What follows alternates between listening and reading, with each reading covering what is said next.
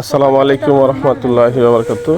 আমরা আরেকটা বাড়িতে আসছি, আসার পরে দেখলাম আসলে ওদের থাকার মতো আসলে পরিস্থিতি খুবই খারাপ। এই যে ওনার রান্নাঘর আর হচ্ছে ওনার এই যে থাকার ঘর, আসলে এতটাই অসহায় যে একবারে কিছু টাকা পয়সা দিয়ে যে ওরা যে একটা ঘর করবে, ঘর থাকার মতো ওরকম পরিস্থিতি নাই, খুব খারাপ।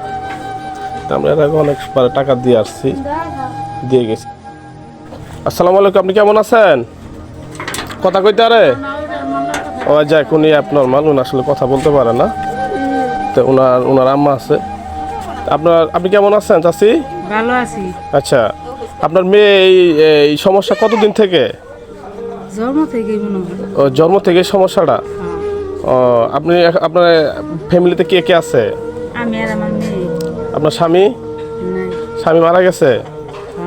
যাই হোক, আসলে আমাদের বলার মতো এরকম বাসা হারিয়ে ফেলেছি আমরা এরকম অনেক ভিডিও দেখেছি বা আমরা নিজেরাও করি, মাঝে মধ্যে আমরা আসি।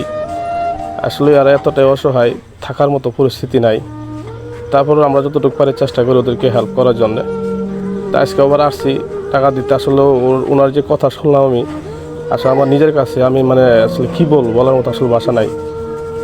ওনার মা, ওনার মেয়ে, এই ফ্যামিলিতে দুজনই সদস্য, আর স্বামী নেই, ওনার একটা ছেলেও নাই।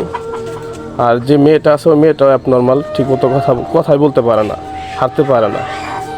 যাই হোক, আমরা চেষ্টা করব হয়তো তাদেরকে কিছু সহযোগিতা করার জন্য। তা আসছে কিছু টাকা দিতে।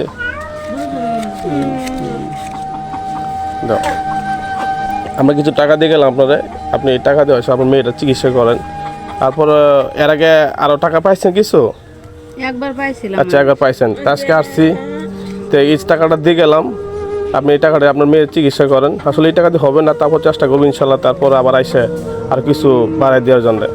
আমরা চাই যে আপনারা ভালো থাকেন, সুস্থ থাকেন, আপনার মেয়েটা ভালো চিকিৎসা করেন।